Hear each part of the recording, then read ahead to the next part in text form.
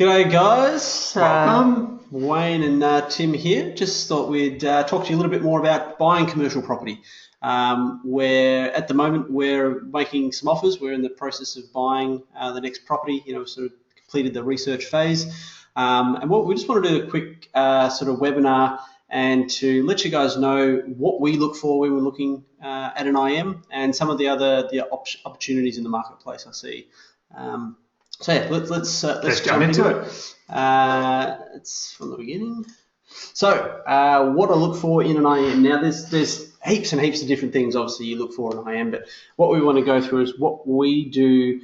When you might be analysing 10 or 20 properties at once, you want to be able to very quickly go through and work out if there's a deal there or not. So the very first thing we obviously ask for is the IM, but a lot of them don't have the asking price. So I usually like to at least find out where the owner's at.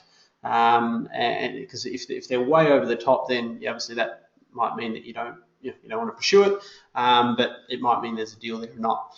The other thing we look for is the three income types. Sorry, Tim. When you go back and when you're emailing the agent asking for the information memorandum on the particular property, you'd be asking for what's the owner's expectation around price. Yep, or yield. Or yield. Yeah. So price or yield, one or the other.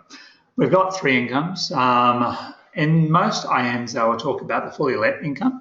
And they may cover the passing income as well. Now, the passing income is basically that income that you're currently getting from all the let tenancies.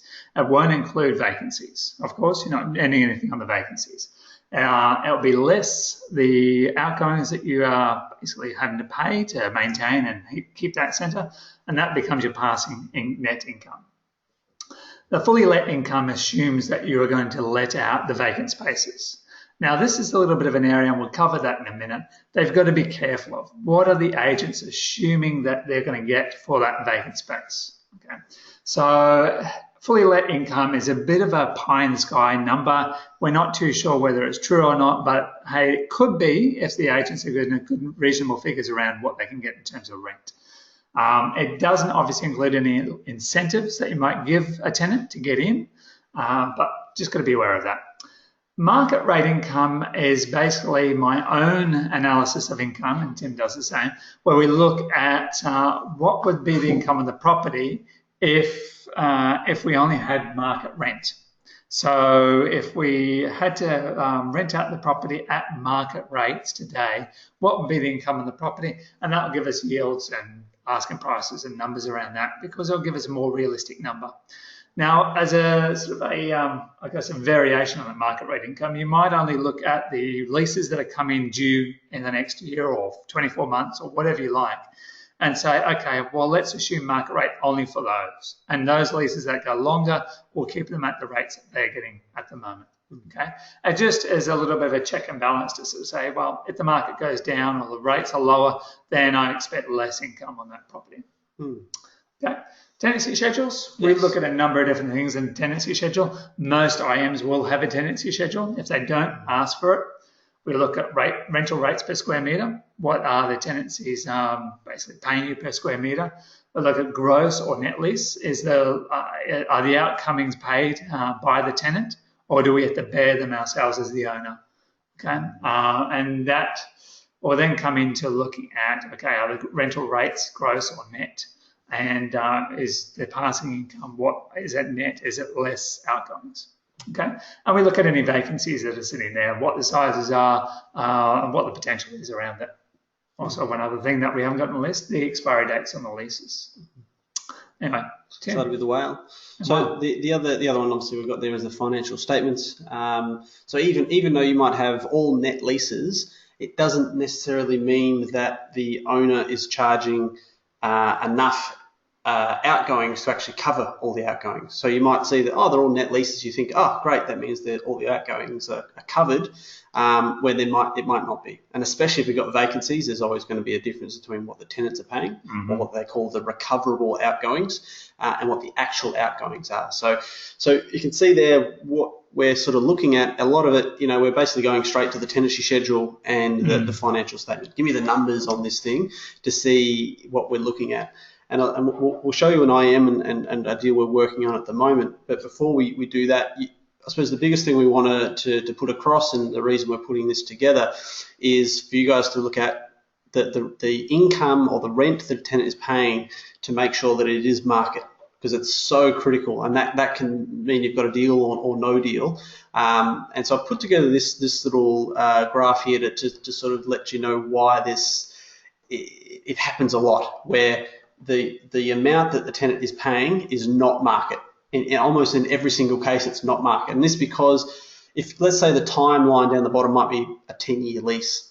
Now, for that lease, it starts at, say, $100, and then it goes up by, say, CPI. So it might go up by 2.5%. So it's a fixed lease, like it's a fixed increase that it goes up. So after 10 years, you know exactly what that tenant is going to be paying, which is great. I mean, it's great from a commercial property point of view and an owner's point of view. You know what your income is going to be for the next 10 years. But the market doesn't follow that. The market, you can see there, can go up above that line, it can go below the line. Who knows what the market is doing in the background? It's almost like, the tenant says, yep, I'm taking this property off the market for the next 10 years. They can't come back and negotiate the lease if the market goes down. But also if the market goes up, like it does in this graph, then the landlord can't come back and say, yep, you need to pay me more. So what we always find, and especially when we've got properties that have low WALEs or we've got some tenancies that are coming to the end of their term, it's a very real proposition that, in 1 year's time, 2 years' time, when that lease expires, if they want to extend, the rent is now going to go to market. So you need to know what that market is. So in this example, the market rent might be, down on this line, might be, say, back at $100 a square metre, where the current tenant might be paying $200 a square metre because the fixed lease incentives. Now, if you went and did all your figures off $200 a square metre on this green line and said, oh, mate, I can get this at a 9% yield, 10% yield, this is great. You bought it, and then 12 months later they did a rent review and the rent all dropped down to $100 a square metre, then really the value of the property is just halved. You've just literally lost half your capital. But the flip side of this as well is where there's a lot of opportunity is where the opposite happens, where a lot of the time a lease will only go up by CPI 3%, and a lot of times the market might go up by a lot more than that. So where the tenant's only paying, they might be paying $200 a square metre, but the market might be $350 or $400. I would happily buy that on its sort of current income at even a 5-6% yield, because I know in 12 months' time that, hey, I'm going to be able to double the income from this thing. So that's something we see a lot in the marketplace. Be careful as well. I mean, Tim's talked a lot about market rent. Now, it depends. Market rent is different for every type of tenancy out there. So a restaurant or a food and beverage has a different market rent to an office. You might have specific specialties that may be location-based, which will be way above any other sort of market rents because of where they're based. They've got a key market, they're in a key position, they're not going to move, they're going to pay over and above market to get in there. So even though you see these type of things where the lease is a lot higher than market, it may be because of the location. You'll see this in key coffee shops, in centres or around public transport.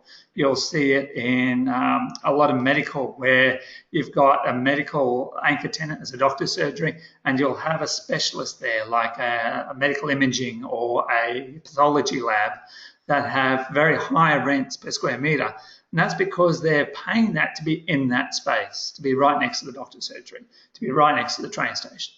So that's also another flip side where you can arbitrage the difference and make money, is to be able to reposition a space, a vacant space, to a tenant as a prime area, or to a tenant as a key location for them to get into. So I suppose, it comes down to when you're trying to determine what the market is. Yes. Be very, very careful about what comparables you use. Yes. Because every property is a bit different. So what we might do, I just want to jump over to, this is a deal that we're working on at the moment. So this is a property in Gympie, and it's on the market. It's got quite a few tenants there. So I'll just sort of scroll down through this IM. But you've got to remember, the IM is a marketing piece. It's the agent's marketing piece to get you to buy. So you can get some good information out of it, but remember, it is a marketing piece. So this is, I like these little diagrams, but normally what we go to, and as we went through before, this is the main page that I want to see. I want to see the tenancy schedule and the financial statement. So I can see all the numbers, because ultimately that's what I'm going to be buying, commercial property. It's all about the numbers kind of thing. So with this particular property, you can see it's got a couple of vacancies in there, but it's got quite wildly different rent amounts here. So we've got, say, Best and Less at the top there. Now they do have a big tenancy, 1,000 square meters, paying $208 a square meter. But you'll also notice that their lease commenced in 2003. So no one's really looked at this for a market review necessarily, for 15 years. Now they may have had a market review in there somewhere. Sometimes it's every 5 years they do a market review, but it could be, it could well be 5 years since anyone's kind of looked at whether or not it's in line with market. So normally, a bigger tenancy is going to pay a lower rate per square meter. It's like they're bulk buying, and a smaller tenancy is going to pay a higher amount. But you can see what I like to do is sort of run my eye down and say, look, okay, so 200, but then you've got someone paying $500 a square meter, and you've got another person down here paying $760 a square meter. So these Panini Bakery, why are they paying, 3.5 times what Best and Less are paying? Now, fair enough, they've got a smaller tenancy. But one of the things we want to show you just a little bit further down here is usually in the financial statement, if there's any vacancy, they'll add the vacancy back on top of the income to show you the fully let income. So you can see here for shop 6, they've got an area of 43 square meters, and they're assuming that it's going to get 500 a square meter. Okay, so that's very, very important. I want to know, is that realistic? And I mean, even just looking at some of the rentals they got in here, 500 definitely seems on the higher side of things. Now, when we've spoken to the agent numerous times on this particular transaction, shop 15, which is actually quite well located, sort of on the corner, 152 square meters, they're expecting to get $450 a square meter gross. Okay, so this is the potential gross income. They actually got 205. Okay, so they're trying to tell us that it's worth $450 a square meter, but they actually just leased it out for 205. So very, very different. Less than half of what they said it was. So what we then did with that information is said, well, if that vacant property, and that's a great comparable, something literally in the centre that leased out is 205. Then what's to say that Miller's, this other tenant in here that's in 159 square meters, similar sort of size, they're currently paying 520 a square meter, and their leases is going to come up to expire in 3 months' time. You can imagine they're going to come back and say, yeah, we're happy to stay on, but we're only going to pay $205 a square meter, not $520 a square meter. All of a sudden, they're not paying $82,000 in rent. They're only going to be paying, $30,000 or $35,000. So when we put these numbers into the property analyzer, we've got in row F here, we've got what it's currently getting, and we've put in for the vacancies, we've put it in at $210 a square meter. And what we did, we adjusted all the other rents to market. So we said, what if most of these that are coming out for expiry, we put in at $210 a square meter? The long and short of it is it drops about $160,000 off the income. So currently, this is getting a net income of $780,000 if it was fully let, whereas at market, it's only at $621,000. So that's $160,000 at like a cap rate of 7%, 8%. I mean, this is millions of dollars we're talking about in price difference. And especially when you've got a lot of these tenancies that are coming up vacant in 6 months, 12 months, I mean, anything in the next 2 years, really, where a lot of them are, you're going to expect that they're going to drop down to market. So that's why we've sort of put all those ones down to market. And so that's the sort of information that we'll take back to the owner to sort of say, hey, here's why our price is coming in at this sort of level. We can't understand why you believe that it's going to rent for so much when you've just leased something for such a low price. So just it allows you to use it for a bit of negotiation. So this is an example where the leases are way over market. And we've got another one in Townsville where it's the opposite. One of the tenants is actually paying about, I can't remember the exact numbers, but about say 200 a square metre when the market is more like 350. So in that case, same again, there's a massive opportunity there to come in and buy at a low price, and then wait till the lease comes up for expiry, and then increase the rent with the tenants. Beware of increasing the rent though. Don't just assume that you could double or triple the rent on the tenant. Some tenants will balk at that and walk. You've got to be aware that if you do that, you may lose your tenant and may have to lease out to a new place. Now, because it is market, you probably will find somebody at that new rent, which is great, but you're going to have to offer lease incentives. There's going to be marketing time, vacancies. So be aware of all of that. It's got to play a factor in in understanding your deal. So it's probably like if that guy was at 200 and the market's 350, you might say, look, I'll market's 350. Here's the evidence, but look, I'll do it for you for 300. Okay, because I'm going to discount at $50 because then I don't have to pay lease up fees, incentives, all the rest of it. And more than often than not, the tenant wants to stay, especially if their business is doing well. So good point, something to look out for. So let's jump back to this now. Finding off-market deals. Finding off-market deals. Now, look, the best deals you're going to find are those that are off-market. To find off-market deals, it's a little bit more time-consuming. It's a little bit more hitting the road and doing a bit of work, but it's well worth it. So, first of all, you want to identify your own mandate, what you're looking for. Look at where the opportunities are within the market. So, for instance, you might look at under-market rent properties. Under-market rent properties. You might look at vacancies. You might look at a town and sort of saying, okay, there's a lot of vacancies in the town, but there's some big employers coming through and they're going to take up the space. So that's an opportunity in the market.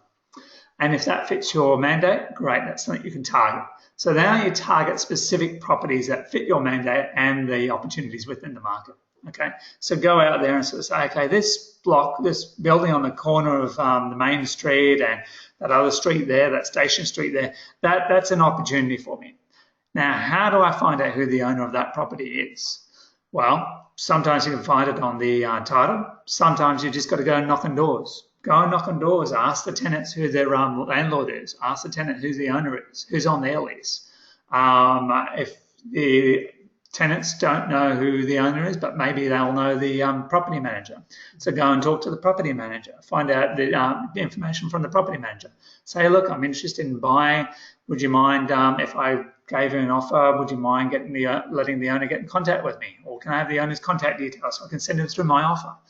Get in contact with the owner and start chatting to him about it. Look, if you considered selling, you might go and talk to property managers just to say, I'm looking at properties in these particular areas. Do you know, have you got anybody around there? Have you got properties that you manage around there that I can talk to the owners about?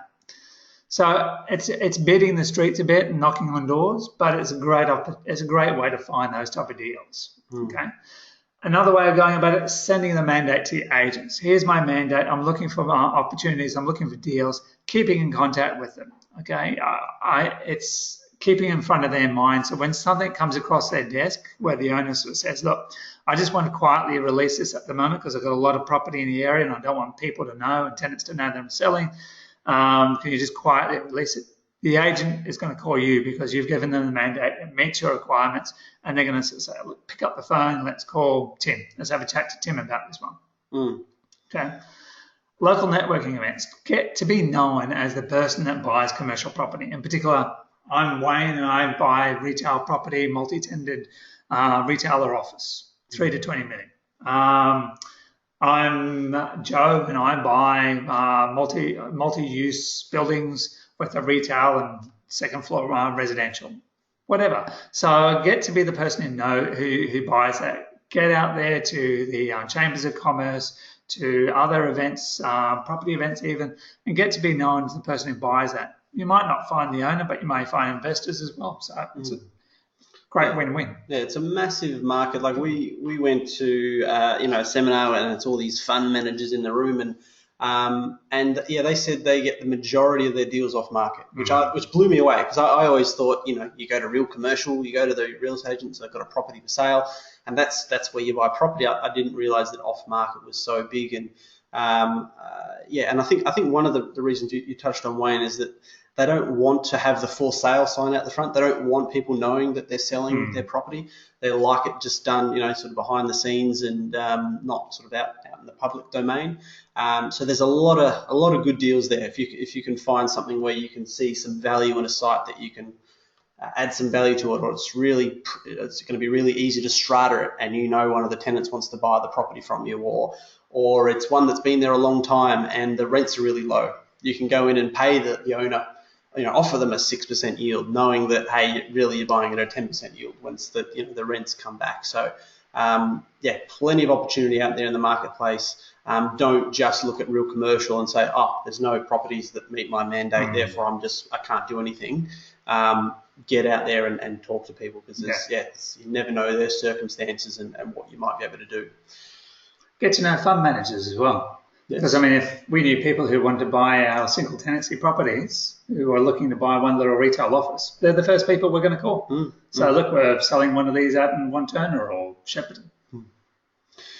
Cool. Last thing I want to leave you with is that if you're not making offers, you're not in the game. And I really want to stress that when I started, that it was all about, I learned from John Burley, and he was all talking about you've got to get out there and make offers, and making 20 offers to get one accepted. And it comes down to, you're never going to buy a property unless you make an offer. Now, your offer can be subject to whatever you want. Can be, and as we teach you, it should be subject to maybe a due diligence period.